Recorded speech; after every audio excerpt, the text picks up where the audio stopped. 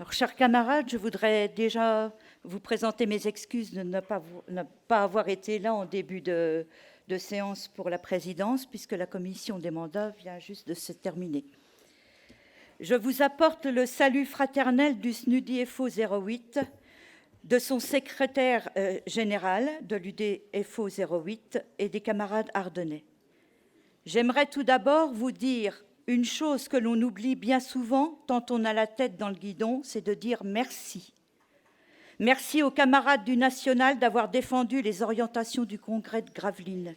Merci aux camarades du National et à notre secrétaire général Norbert Trichard d'avoir défendu et de continuer de défendre l'indépendance de notre organisation syndicale dans le respect de la charte d'Amiens. C'est avec plaisir, cher Norbert, que nos camarades te voient venir dans les Ardennes afin de recharger les batteries syndicales de nos adhérents. Et c'est avec plaisir qu'ils espèrent te voir poursuivre ton mandat. Ce respect de la charte d'Amiens, de l'indépendance syndicale, c'est ce qui nous permet de nous distinguer des autres organisations syndicales affiliées plus ou moins directement à des partis politiques, quels qu'ils soient. Cette indépendance, c'est l'essence même de Force ouvrière et du SNUDI. Les plus anciens qui, comme moi, ont connu la FAIN, se souviennent des dégâts qu'ont pu faire les différents courants, les luttes d'influence qui ont abouti à une scission en de multiples syndicats.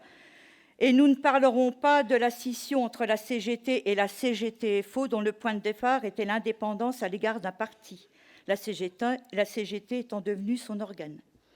Mais je m'égare et je ne vais pas vous revivre un stage de découverte FO. Je disais donc l'essence même du SNUDI-FO 08 et son indépendance et son respect de la charte d'Amiens. Et c'est dans le respect de ce mandat que nous avons décidé de proposer un candidat au bureau national du SNUDI. À ce propos, vous pourrez voir qu'il est absent, mais pour une juste raison. Il était assigné hier au tribunal pour une adoption et depuis hier après-midi, il est l'heureux papa d'un Mathéo de 8 ans. Voilà, et donc il doit continuer à faire toutes les démarches, donc il n'est pas venu.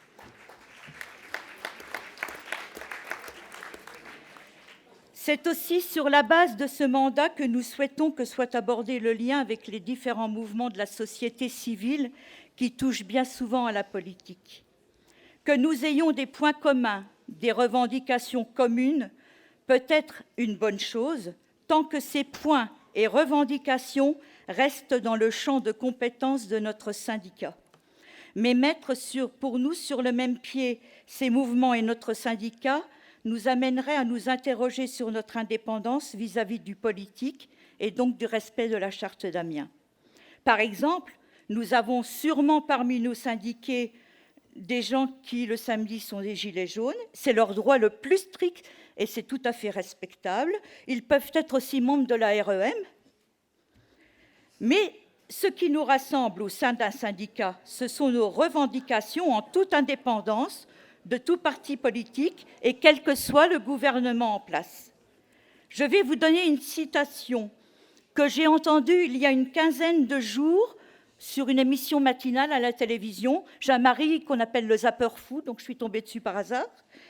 Donc cette citation, c'était « Les gilets jaunes, c'est l'implication du plus grand nombre dans la chose politique ». Donc ce n'est pas moi qui le dis, c'était l'invité, et l'invité était Adrien Quatennens. Il doit savoir de quoi il parle. Prenons garde de ne pas mettre notre identité, notre indépendance dans des alliances ou des rapprochements qui pourraient être inappropriés. Une minute. L'intersyndicale permanente que nous avons refusée jusqu'ici ne vise qu'à cela, noyer notre propre voix au milieu des autres jusqu'à l'éteindre. C'est pourquoi il nous faut garder cette ligne directrice qu'est la charte d'Amiens, surtout dans le contexte actuel où nous devons réussir l'unité d'action syndicale la plus large pour réussir la grève à compter du 5 décembre, pour le retrait du projet de réforme des retraites et le maintien du système solidaire actuel et les régimes existants. Merci encore aux camarades du SNUDI et merci à Norbert. Vive le SNUDI-FO, vive le syndicalisme libre et indépendant et vive Force ouvrière.